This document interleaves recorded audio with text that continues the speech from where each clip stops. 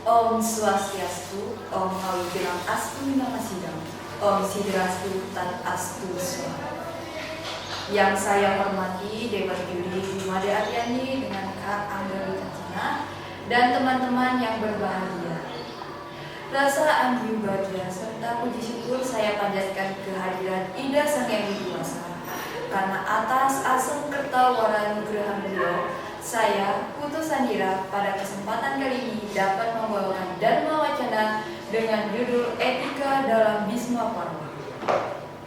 Yang pertama-tama, mari kita tahu dulu, etika itu apa sih menurut kalian? Tentu kita semua tahu tentang etika.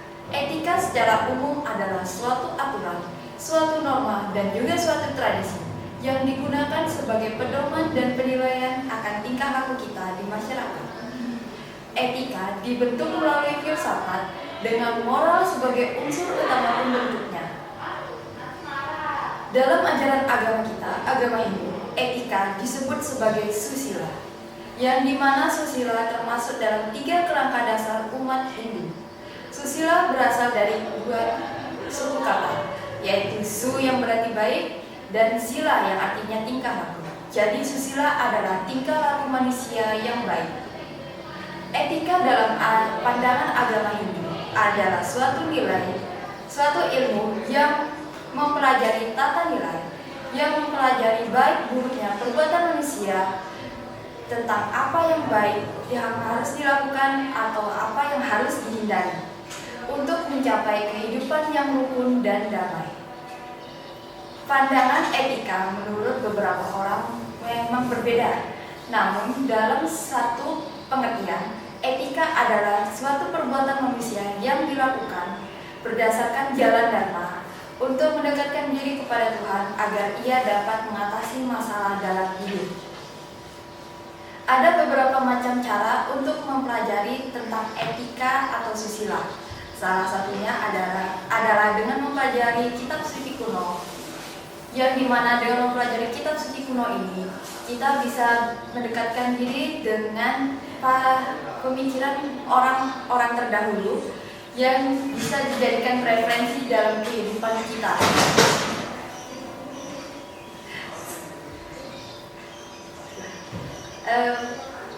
Salah satu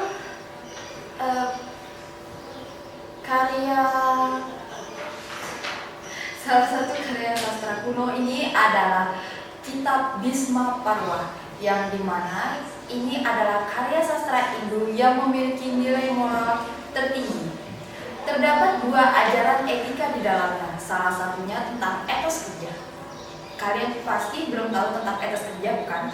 Etos kerja secara kasarnya adalah rasa tanggung jawab yang kita miliki terhadap pekerjaan kita. Nah, pekerjaan ini kata lainnya adalah karma.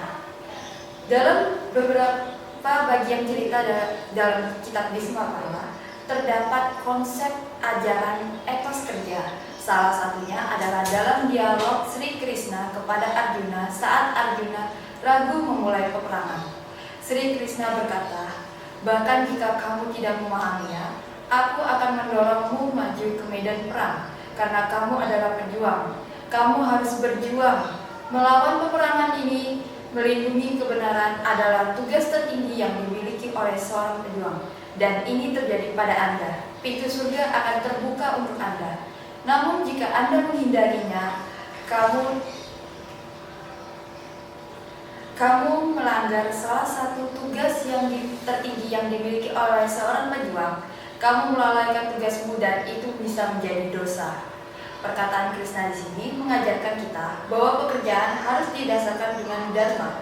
Dharmalah yang dapat membawa pekerjaan yang kita miliki mencapai kesempurnaan. Tanpa adanya dharma, semua yang dilakukan hanyalah keegoisan semata. Namun saat melakukan tugas, kita juga tidak boleh terlalu terpaku atau terlalu terikat dengan hasil dan proses, yang dimana kita akan menjadi depresi, menjadi tertekan, sehingga meninggalkan tugas kita tersebut. Meninggalkan tugas itu dapat diartikan sebagai bisa menjadi dosa dalam kehidupan.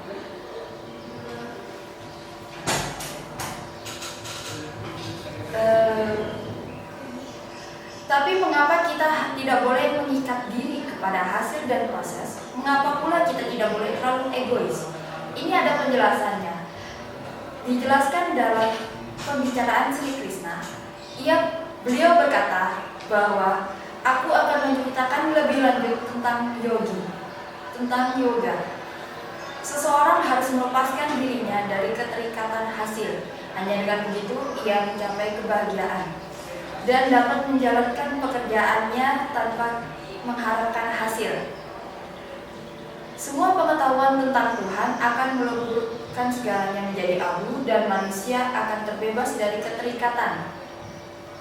Seseorang yang menjalankan pekerjaannya tanpa rasa egois, di sanalah dia dapat bersatu denganku. Namun, jika kamu melakukan tugasmu sebagai persembahan kepadaku, kamu telah mendisiplinkan pikiranmu dan dapat memiliki kebahagiaan. Namun seseorang yang terikat dengan tugasnya dan menjadi egois, mereka akan terikat oleh dunia ini. Seorang yogi atau sannyasi sejati akan melakukan tugas mereka tanpa mengharapkan apapun darinya.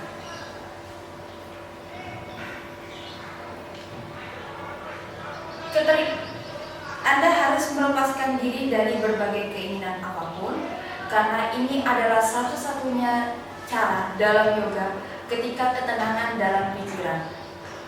Krishna berkata kepada kita bahwa dalam melakukan pekerjaan, lakukanlah tanpa mengikat diri pada proses dan hasil. Lakukanlah secara tulus dengan tujuan persembahan kepada Tuhan dan ciptaannya. Ini juga termasuk dalam pengertian salah satu bagian catur marga, yaitu karma yoga, yang dimana karma yoga sendiri adalah salah satu cara mendekatkan diri kepada Tuhan dengan melakukan pekerjaan secara tulus ikhlas tanpa keterikatan apapun, tanpa melihat besar kecilnya pekerjaan tersebut.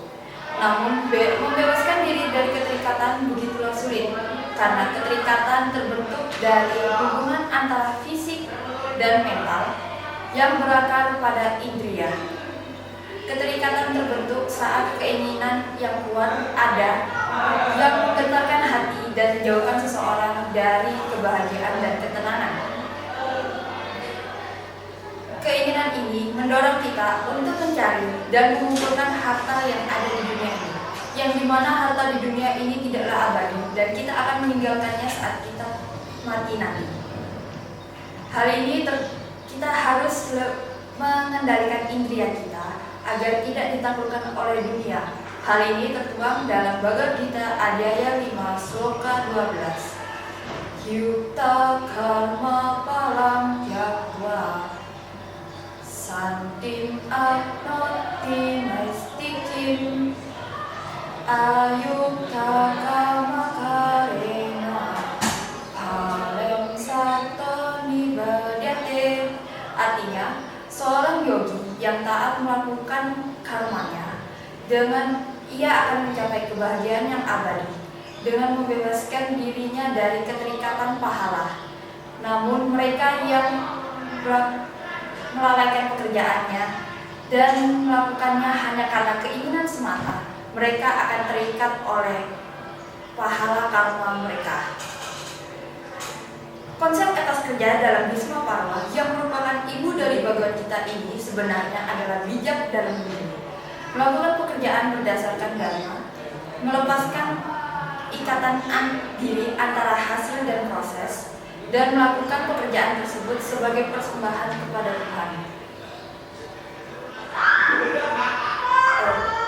Dengan begitu, kita bisa mencapai kehidupan yang kita inginkan dan pahala kebaikan sendiri. Sekian dari ajaran etika dalam Bhisma Parva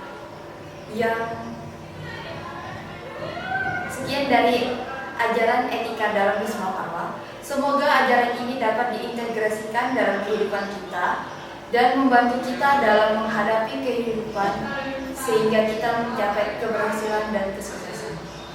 Om Santi.